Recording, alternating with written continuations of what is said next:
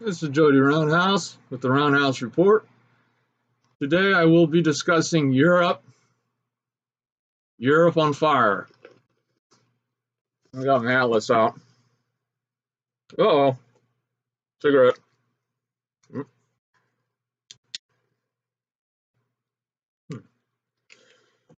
All right, Europe is on fire because of this, refugee crisis. Millions of migrants have come from not just the Middle East, but from Africa as well, and they have flooded into Europe with Europe's approval, namely Germany. Germany let in over a million migrants. 1 million migrants into Germany. Now, these are generally Arabs.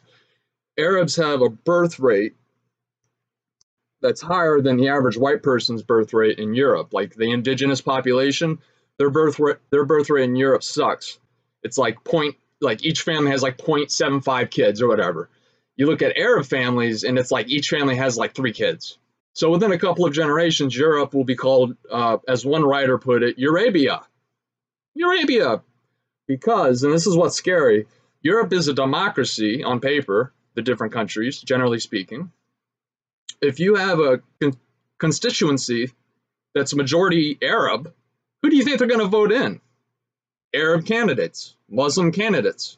Look at the mayor of London. He's a Muslim Arab. I believe he's Arab. I know he's Muslim. So Europe's on fire. What are we going to do? Have we passed the point of no return? I don't think so. Europe's on fire.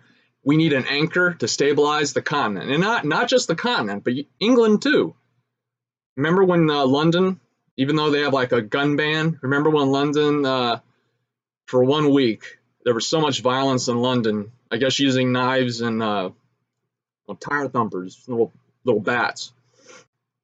London for a week was like it was more dangerous than South Chicago, and it was more dangerous than a literal war zone vis-a-vis American citizens being killed, or citizens of any country being killed. London was more dangerous than freaking Afghanistan, a combat zone. So that's what you get when you ban guns. But anyhow, because knives, bats, guns just make it easier. And really less messy. You stab somebody, you get their blood all over you. But anyhow, I'm looking at my notes here. We need an anchor to stabilize the continent. Now, what does that mean, to stabilize the continent? Well, anyone who's been following the news, far right, nationalistic, populist parties, leaders, governments are being voted systematically into power. In Germany, Merkel, who's going to resign because of her mass failures regarding the mass influx of migrants, military-age men mostly, into freaking Germany. Oh, and by the way, you have Arab Muslims, you have Africans, many are military-age men from the Middle East. They're fleeing the Middle East instead of fighting for their homeland, like men.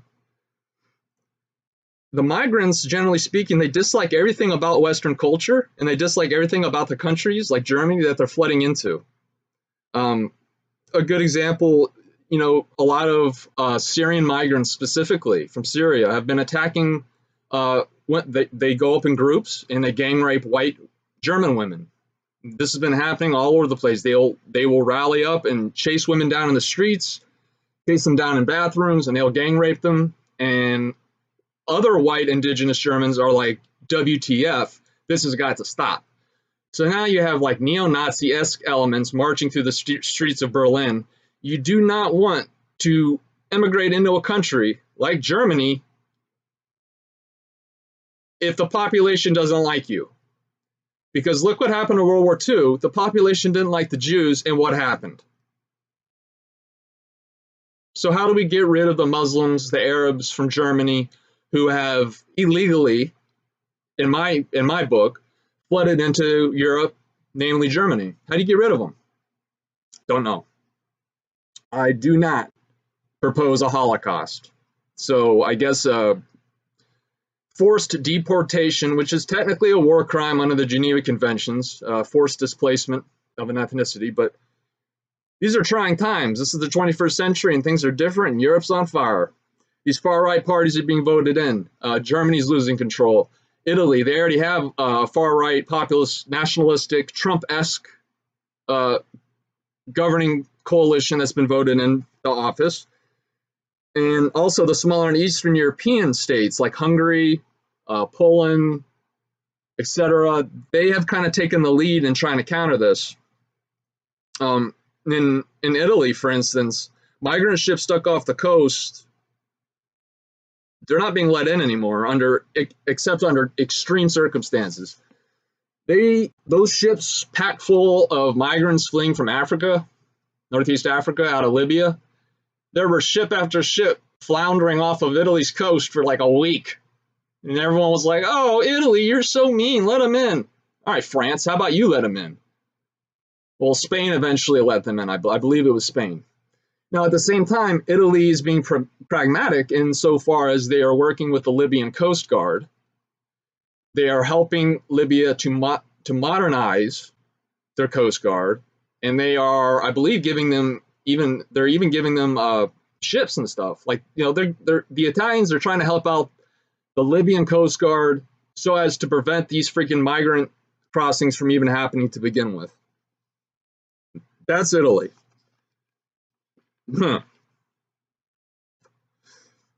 We need a major European country to anchor the chaos in Europe. Riots, neo-Nazi protests, far-right demonstrations, a booming Arab birth rate, an awful indigenous birth rate in Europe. Which country should we choose? Historically speaking, and by historically speaking, I'm talking about going back to the Holy Roman Empire, and maybe even before that, I propose Germany. I want Germany to fill this role. It's kind of like a power vacuum. They have the largest economy in the European Union, so they have a good economy. Historically speaking, Germany has always been innovative in terms of engineering, new technologies, military strategy and tactics, etc. In order for us to make Germany a great power competitor once again, we would need to re-educate their population, starting from the ground floor, like preschool on up. And I don't mean brainwash in the sense of it being like a negative thing. I mean like unbrainwash the Nazi guilt that Germans are growing up with. They grow up with this Nazi guilt, and that's why the Nazis, them killing people for no reason, them slaughtering people, the Holocaust, that was evil. That was awful. That was awful. So, but it doesn't stop, it doesn't begin and end with freaking Hitler. Germany has a long, illustrious history. Prussia. See that flag right there? Prussia. I'm an ancestry.com. Check out my skull. Scandinavian, Nordic pride. Anyhow, Germany, always been innovative. Prussia created Germany, the Franco-Prussian War of 1871. Again, very innovative military tactics, strategy, and innovative weapon systems. And if you look through my videos, you can see there's a video called How Germany Was Created. A friend of mine, The Cheese, at I'm Sorry I Got Fat on minds.com. The Cheese and I discuss how Germany was created. He distracts me a lot during the video, but you'll get the point. It's pretty impressive what the Prussians did. Now, in terms of innovation, the Germans had the Leopard 2 main battle tank. It's recently been used in combat in the Syrian civil war, which I don't know who's using it in that, because there's so many different players in that region. I don't know who's using it in the Syrian civil war, but also in Afghanistan, supporting the NATO mission there.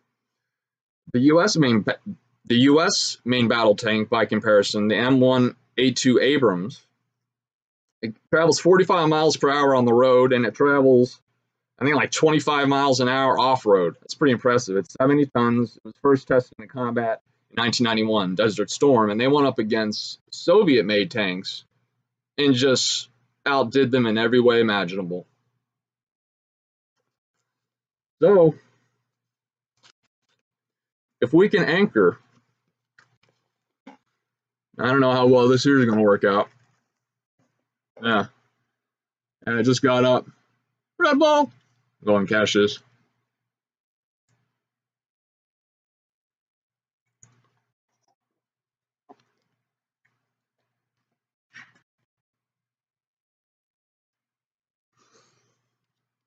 Where's Germany at? They cut Germany up after World War II. Shoot. This map, actually, this atlas is from the 70s. It's vintage. So you're really not going to... This is back when there was West and East Germany. But in this area right here, if we could form an anchor here to counterbalance the continent, as you can see, it's kind of, you know, right in the middle there. And if they work in tandem with these Eastern European countries, like Hungary, who right at the beginning of this migrant crisis, when they were flooding through Turkey into Europe through Greece, Hungary immediately put up fencing and they mobilized their military, and they stood on the border, and they used violence to keep out these migrants. And then the Hungarian president came out and said, we want Hungary to remain a white Christian nation. They're not politically correct over there in Eastern Europe because they are accustomed to Soviet, authoritarian, non-politically correct thinking. There's a difference between how the West, like France and Germany under Merkel, how Western Europe is handling this migrant crisis versus how Eastern Europe is handling this migrant crisis. The Western approach isn't working. It's going to lead to Eurabia. The Eastern European approach is good, but those countries are too small. I want Germany, with its history, because forget about the Nazis and all that. Look at their military, the Wehrmacht during World War II. They rewrote the textbook on warfare, period. The way that we fight wars today, the Gulf War, Gulf War 03, these are blitzkrieg tactics that were spearheaded, that were developed, spearheaded by not only the German high command, like Rommel, and I believe General Manstein, but also English military analysts put forth the notion after World War I of breakthrough tactics, which led into blitzkrieg. You mass up tanks and you just split through the enemy lines and you hit their rear communication centers and you confuse them and you win. But anyhow, I'm getting off track. The Germans are known for being very technologically, they have a lot of technological prowess and they have a lot of military prowess, historically speaking. Forget about Nazis. Pretend like that never happened. Make them like how they were pre-World War I.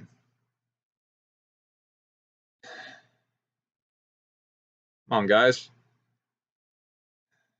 Germany we're talking about. We don't want them to go the way of, well, shit. We don't want them to go the way that they're already going or that they've already gone. So hopefully Merkel will be replaced with a new prime minister or a new chancellor who is actually like pro-Europe instead of pro-Arab Muslim. Everyone come here and we'll give you like welfare. And meanwhile, you can form gangs and gang rape our indigenous women, and we'll look the other way and we'll try to do media blackouts so the world doesn't know how bad it is, what we did. All right, this is the Roundhouse Report. Jody Roundhouse signing off. Please subscribe. Please view my other videos. And please hit me up on minds.com /Jody Roundhouse. All right. Europe's on fire. We need an anchor to stabilize the continent, to stabilize England. I propose re-educating, remilitarizing Germany. I think that's our best bet. Comment and let me know. I could be dead wrong. But I think that if we re-educate, it'll take a generation or two, but they'll begin to understand true German history, because the textbooks in Germany are all about how bad Germany is. Give them real history and let them understand the history of Prussia, how Prussia came into being, the Northern German Confederacy that collaborated with Prussia to create Germany. Teach them all that stuff. Don't teach them just how bad Germany is. You know what I mean? So re-education programs, there are some things that would need to be, some foundations that would need to be laid in order for my plan to come to full fruition, like how you get rid of all the immigrants, but that'll be another video. So hit me up. I'm outie.